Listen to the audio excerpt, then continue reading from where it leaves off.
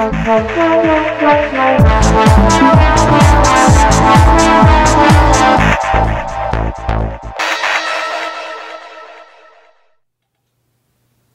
YouTube and welcome to Turmoil in the Toybox. I'm your host Aaron Hauser, and today we're going to be reviewing the BioShock Infinite Series 1 set of figures from NECA. This includes Elizabeth and one of the Boys of Silence. Truth be told, I don't know a whole lot about these individual characters, but I have watched all of the pre-production videos that Irrational Games has posted on YouTube, and I have seen that they do mark the Boys of Silence as one of the, quote, heavy hitters for BioShock Infinite. So I guess they'd be kind of ranked up there like the Brute Splicer from BioShock 2, one of the bigger baddies that you go up against in Columbia. So they do include a bit of detail on the back of the clamshell packaging for this guy. It reads, "Experimented upon since youth and sealed away from sight behind masks of copper, the Boys of Silence rank among the most bizarre and fearsome inhabitants of Columbia. Uniquely sensitive to both sound and motion, the Boys of Silence are capable of detecting all but the stealthiest of intruders. How will you fare when one is near?" So these guys are deprived of sight, but they are really sensitive to sound. So the way they explained the Boys of Silence in the pre-production video was that this is kind of like the equivalent to a walking version of the security cameras that you see around Rapture in BioShock and BioShock 2. So if you try to sneak around them, you might be able to evade them, but they can hear you if you're close enough. I've heard somebody else say that probably the best approach will be to just, you know, charge them and try to just put a couple bullets in them before they can do any damage or call any other bad guys to help aid them in the fight. So that said, this does have a very cool mechanism with the figure that I will go into in a bit when I show off the articulation features for this guy. But yeah, it's a very, very creepy character, but it'll be very cool to see how he interacts in the game with the other characters and with his unique abilities.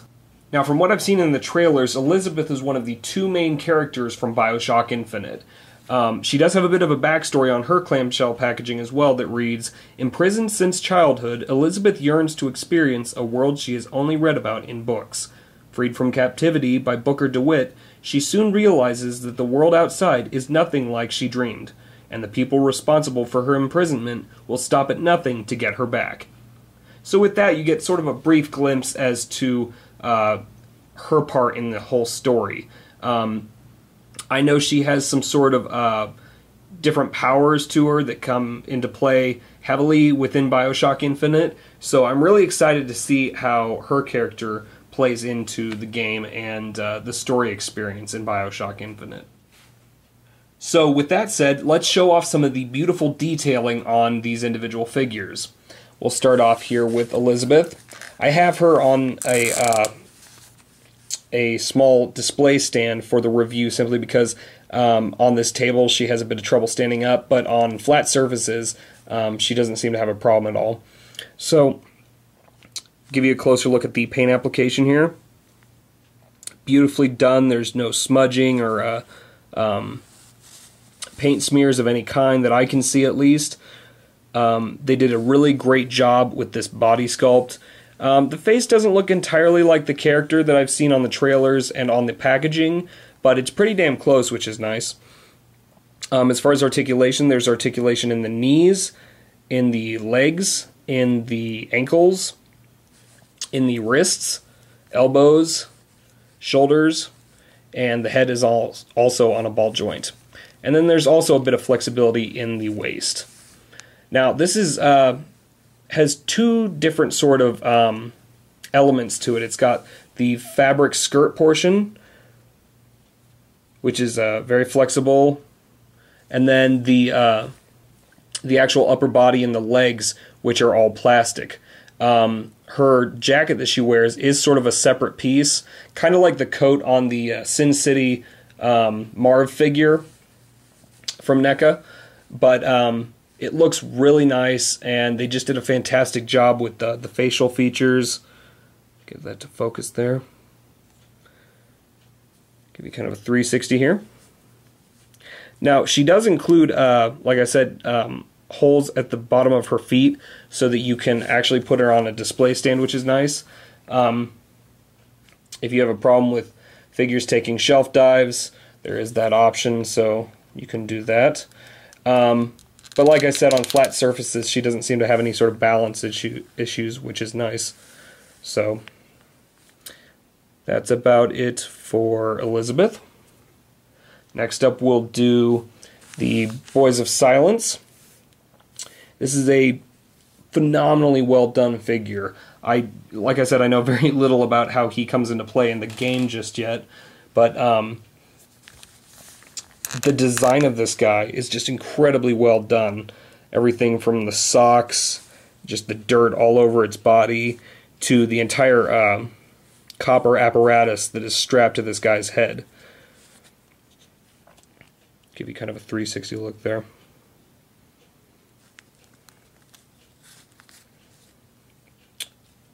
Now, it does have a lot of articulation as well, in the knees, in the ankles, in the hips. This is sort of a new hip joint that I've seen being implemented a lot with NECA figures now, and I really like this one. Excuse me, it's not really new. They just tend to go with a lot more ball joints as of recently, but I like this one. It has flexibility in and out, forwards and backwards. So you can do a lot of different stances with this guy, which is really nice. He has articulation in the wrist, in the elbows, shoulders, and in the neck, which is on a ball joint. There's also a little flexible bit here with the padlock that's on his headgear there. And then there's also a bit of action to this guy. If you turn the ear portion here, it actually opens his mouth. Now, it is kind of tight. I was very scared that I was going to break it, but it's actually pretty durable. So, yeah, when you just turn this, it pops out the mouth and opens it up. So he has this sort of screaming look to him. And then if you roll it back the other way, it pops back in.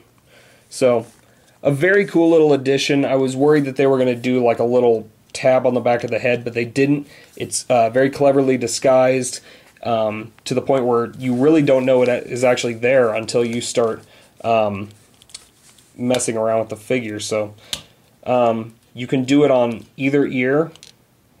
But yeah, it works very nicely and clicks back into place. It doesn't fall open or anything like that. So a very cool little feature to this guy.